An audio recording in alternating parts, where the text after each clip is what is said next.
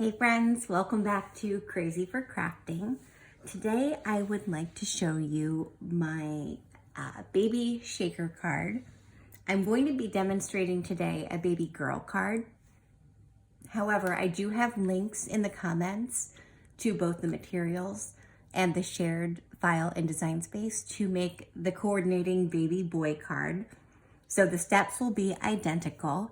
Here's what the finished card looks like. And if you've never seen or made a shaker card before, the pieces that you put inside of the card will move and kind of shake like a little baby rattle. And I've seen these done bunches of ways. I've kind of devised my own way that I find kind of keeps everything contained a bit better. And then of course inside, I used the Cricut pen to do the writing of the sentiment. You could certainly change that if you prefer something else in there. So this is our finished card. It is, I actually haven't measured it. It's about, gosh, I want to say like a 3 to 4 inch square. You'll be able to see that in Design Space. I didn't think to measure it before I started. So let's take a look at the pieces you're going to be cutting out. You will have this sort of background for the sentiment along with the print then cut sentiment. You will have a small square of acetate. And this, just so you know, it has, if you use Cricut acetate, which is what I used, has a backing that you need to peel off both on the front and the back. You have your inside sentiment. You are going to have the patterned piece that goes on the front of the card, as well as 4 white pieces that are identical. They're all a square with a hole in the top corner. You're going to have your card base, as well as some glittered rattle pieces,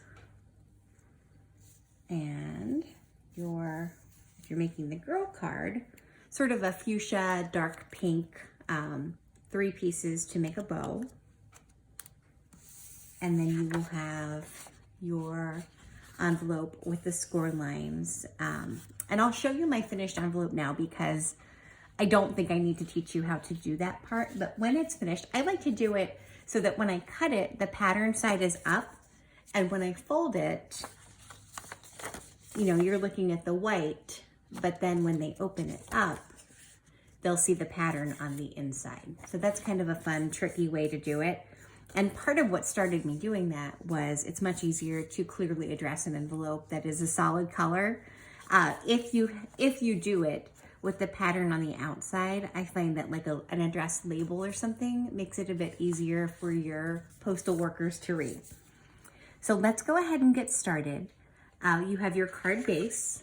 It's going to have a score line down the middle. I use the Cricut Maker with the single scoring wheel. You might do that with your scoring stylus. And we're going to start by attaching the sentiment. Now you might be wondering, why didn't I just write the sentiment directly on the card base? That's a great question. And the reason is there's going to be a lot on this side of the card in terms of layers. And I thought just to even the weight out a bit, we didn't want this floppy back piece and a really thick front piece. So I wanted to just kind of add a little bit of strength to that side of the card, a little thickness and texture. So again, I am using my Bearly Art Precision Craft Glue. This is the bottle that is getting low. So I'm gonna fight with it. I'm gonna, I like to use every last drop before I move on to the new bottle. And of course, I'm using the precision tip just because I tend to do that, but this is not exactly a precision piece we're gluing on, it's just a square. Looking at the score lines and the edges, I'm gonna kind of try to get this guy as centered as I can. And then just press it down. And I'm gonna kind of put him out of the way here and grab these 4 identical white front panels. The purpose of these is to provide some thickness and depth so that we have an area in which to put the sprinkles that will be shaking.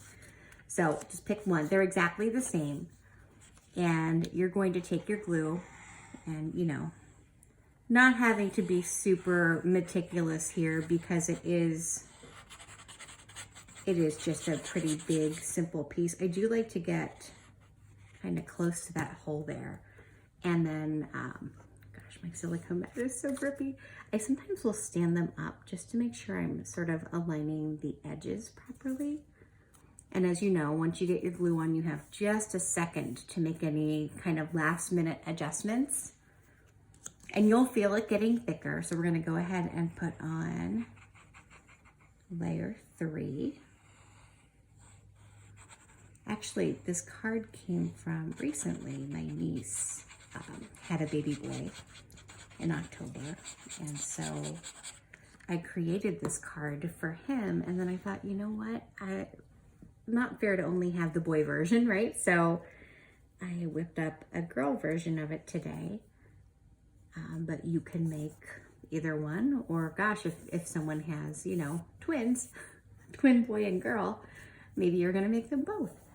And it's nice to kind of, I don't know, I like to have a little stockpile of cards, I guess, for different occasions that I keep around so that, you know, you don't always have time to stop what you're doing and make a card. So if, you know, if you need a sympathy card, or if you need a last minute birthday card, especially if you have kids and, you know, they're like, oh, I have a birthday party to go to, you know, this evening. You can quickly pull out a card that you've already made. So we're gonna put that last layer on there. And it's pretty thick. I've seen a lot of people do shaker cards using foam or, you know, foam double-sided tape. I find that this way is simple enough to just keep it well contained without all the pieces going everywhere. With the foam, sometimes you really have to be careful. So the next thing we'll do is fold our card on the score line. I do like to give it a little press with the bone folder, especially since we'll be working on the front. And then make sure I have my card right side up. I have actually done that before where I've worked on a card upside down. And so we are going to go ahead and attach this whole stack to the front of the card. And we'll do that with the open circle in the top left corner. Going around that circle there. I want to make sure all my little pieces stay contained. And then again, we're just going to kind of eyeball it and get it as centered as we can.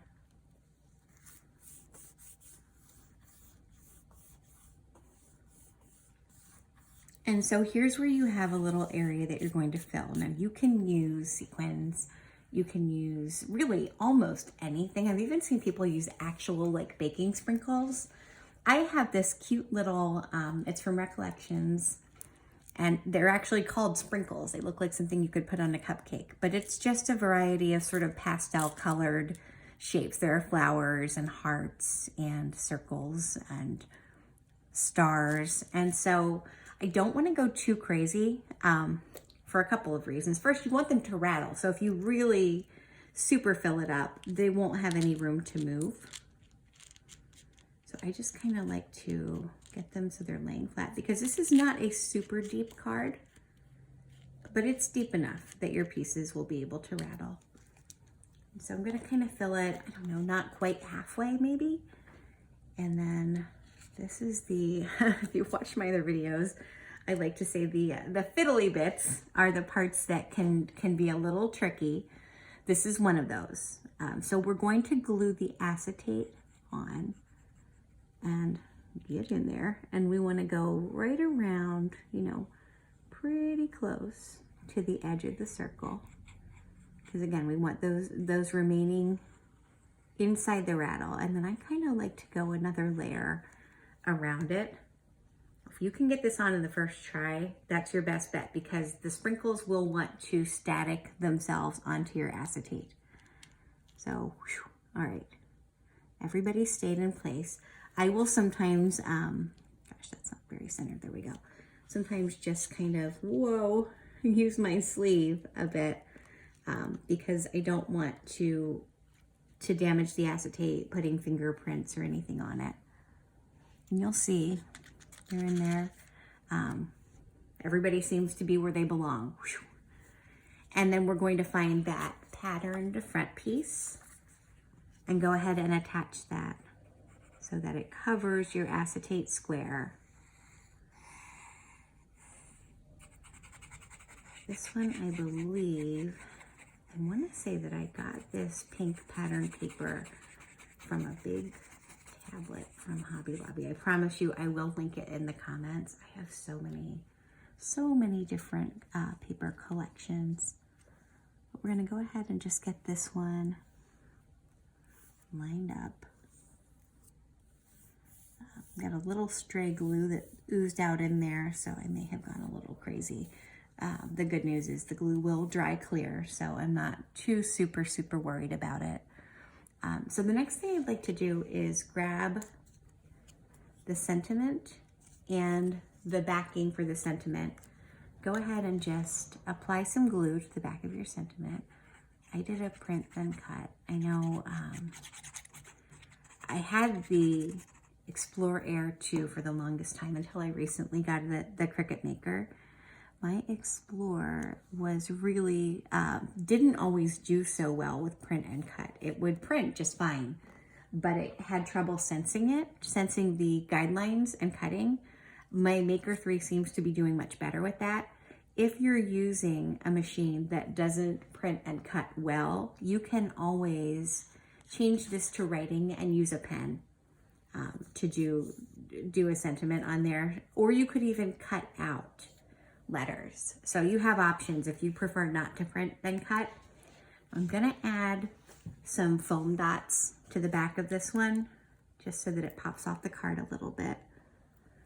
It's not very large, so you don't have to go too crazy, but you do want it to be stable. So I'm gonna hit the middle there. It's long enough that I'm afraid if I don't put one in the middle, it may sag just a little bit. And then of course we're going to peel the backing off. This is the same set of foam dots I've been using for ages because so many came in the package. I did notice I'm getting down to maybe my last 2 or 3 big sheets. So at some point here, I'm gonna have to grab some more of them because I use them often. We're gonna stick this kind of down here in the left corner. Just make sure, and that's nice and stable and even. There's no part of it that's giving when I press on it. And once you have your sentiment attached, we're gonna go ahead and add some rattle pieces, starting with this ring. I did this silver because I thought of those, I don't know if people do it so much anymore, but you know, the like Tiffany metal silver rattles that people used to give when someone had a baby. And I always looked at them and thought, gosh, I would never let a baby play with something like that. But also I think silver and pink look pretty together. So we're just gonna center that right around your circle. And that will help to neaten things up. You can see that glue is already starting to dry. And then we're gonna go ahead and add the rattle handle. Kind of looks like a little spoon. And just kind of have that, I don't know, it's almost like a 45-degree angle there towards the corner of the card. I'm gonna give it enough space that you have room for a bow. And then once you have that on there, we're gonna go ahead and create our bow. I wish I had a pencil handy, and I don't, but I may just use the edge of my bone folder to kind of train these edges a bit, just almost like I'm doing curling ribbon. I'm just kind of putting my finger on the other side and pulling so that the paper won't fight me so much when I'm trying to bring it in. As you can see, there are 2 little tabs, and we're just gonna start by bringing the first tab down to the center. You can kind of see where the middle is here, where they meet. You're gonna wanna bring that first tab down, line it up, and then squeeze it. I had done one of these where I made the bow out of glitter paper, and it was pretty, but I don't recommend it because when you make the bow out of glitter paper, you're having to glue glitter on glitter. And if you've worked much with glitter paper, you know it does not really take kindly to being glued on. It takes a very, very long time to adhere. And so it's much easier to do with just cardstock. You could use patterned cardstock for this if you have a pretty pattern. We're gonna put some more glue right on top of the little tab that we just glued down, and glue this one on top of it. I like to kind of flip it over and make sure everything's looking aligned, and it is. We're just gonna pinch that for a second. So while that is sort of getting stuck, we can put on the long tails of the bow here. If you wanna grab this piece, I'm gonna hope that my bow just stays together there for a second. I don't really think there's a right side and a wrong side here, so pick a side and apply some glue.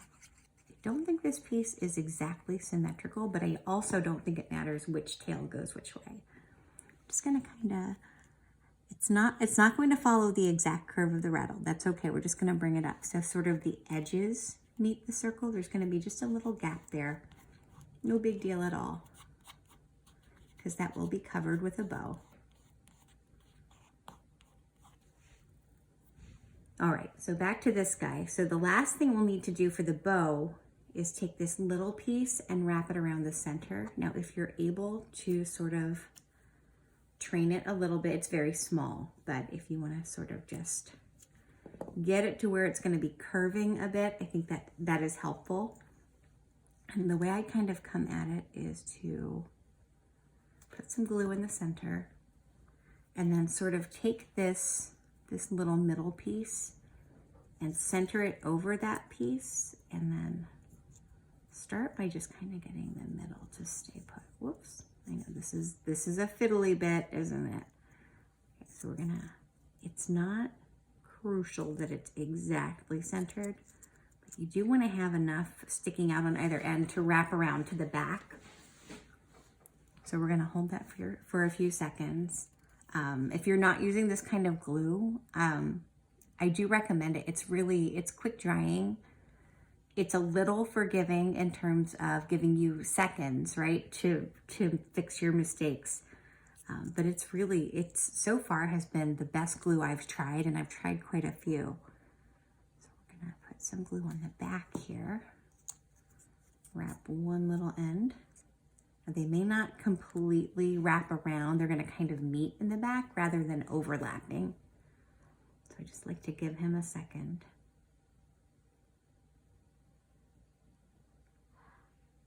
And I had spoken about this in other videos, but I think it's worth mentioning for two reasons. First, I think, use just a little more glue for this other end. I believe that square cards, the postage may be different on them. So I do recommend not popping this in your mailbox with a regular stamp. I recommend taking it to the post office. And the other reason for that is that you have embellishments that are raised, right? The bow is going to be another. And so these cards would need to be postmarked as non-machinable, because if they put it, first of all, it will be too thick, I believe, to qualify to go through the machine. But sometimes they do try, and it will just tear any embellishments right off your card, and you don't want your hard work to be ruined before your recipient gets to see it. So there we have our bow.